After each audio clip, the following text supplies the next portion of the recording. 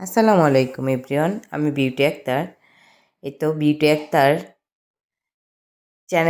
YouTube channel থেকে আপনাদের সামনে আমার আজকে একটা সিম্পল রান্না নিয়ে চলে আসলাম। আমি আজকে রান্না করব ব্রাঞ্চিনু মাছ দিয়ে সিম আলু দিয়ে ঝোল।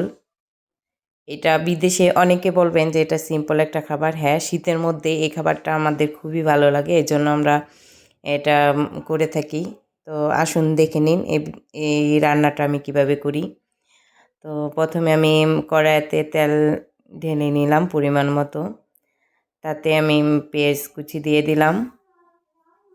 পেঁয়াজটা আস্তে আস্তে আমি যখন ব্রাউন কালার হয়ে আসবে, পেঁয়াজ কুচি যখন ব্রাউন কালার হয়ে আসবে, তখন আমি এতে অ্যাড করে দেব আদা রসুন বাটা।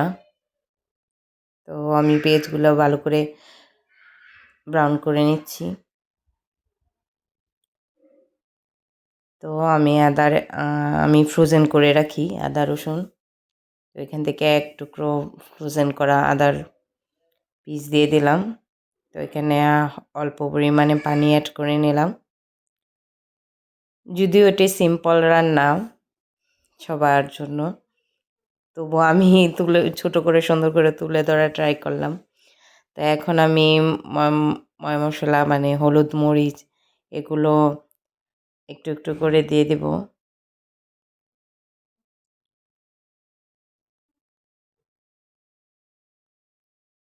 তো এখন মশলাগুলোকে আমি একটু কষিয়ে নেব। তারপর একটু পানি দিয়ে নেড়ে চেড়ে কষিয়ে নেব।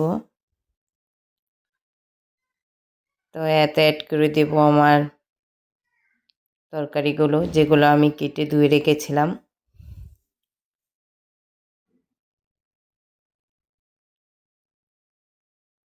আমাদের বিদেশের মধ্যে এই সবজিগুলা খেতে খুবই ভালো লাগে।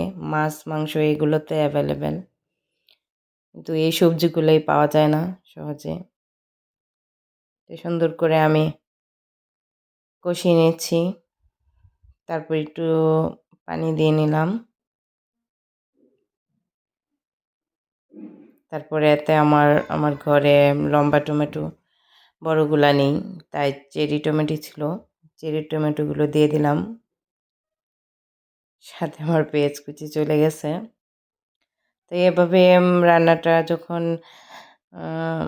ব্লগ আসলো, তখন আমি ব্রাঞ্জিনু মাছ, এটা ইটালিতে সবাই খায়, তো আমি এই ব্রাঞ্জিনু মাছ দিয়ে দিলাম। তো এভাবে নেড়ে চেড়ে এই সবজিটা রান্না করলাম। শীতের মধ্যে আমরা সবাই পছন্দ করি এই সবজিটা। আমার বাচ্চাও খায়, আমার হাজব্যান্ডও খুব পছন্দ করে, এই জন্য রান্না করলাম। এখন এই তো আমার রেডি হয়ে গেল সবজি তরকারি, মাছের ঝোল সিম দিয়ে আলু দিয়ে।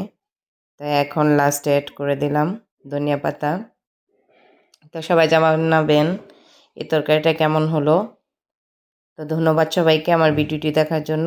সবাই আমার চ্যানেলটাকে সাবস্ক্রাইব করে দেবেন। ধন্যবাদ সবাইকে।